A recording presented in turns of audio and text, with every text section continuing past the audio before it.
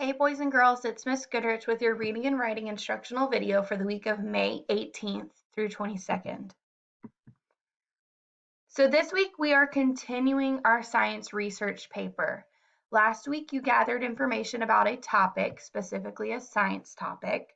Now you need to take that information and write a 1 to 2 page report about your topic and create a visual representation. What are you expected to do? You need to write a 1 to 2 page report. Make sure you have capital letters, correct punctuation, an introduction paragraph, middles that are focused on one main idea, and a conclusion, just like we write in class. This can be handwritten or a Word document.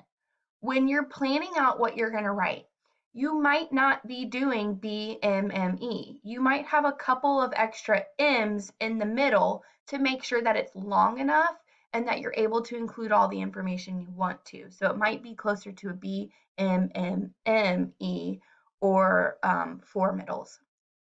You also need to create a visual representation. This can be a PowerPoint presentation, a poster on paper, a video, a brochure, any other way you want to show your information. Here are some example posters. They're really visually pleasing. They're not crammed with information like you might think.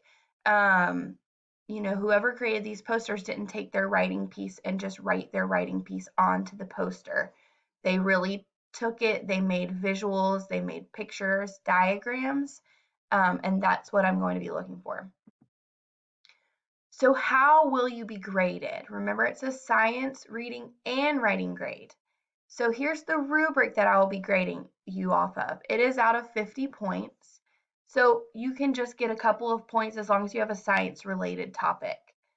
I'm also looking that your paper is accurate and well-researched, that you don't have false information in your writing, that it's organized, 1 to 2 pages, each paragraph contains related information.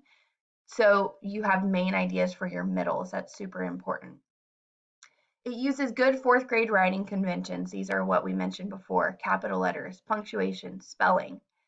And then lastly, that you have a neat creative visual and it adds to the content of your essay.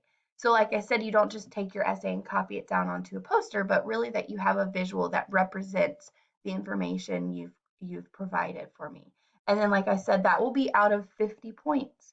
So make sure that you are doing your best on this project. This is our last big project, so finish strong. That's all I have for you today. If you have any questions, send me a message on Remind, on Edsby, and I will help you. At the end of the week on Saturday, you will send this to me in a message, a picture of your visual or a document of your visual, as well as a picture of your essay or a document of your essay. Have a wonderful week, boys and girls.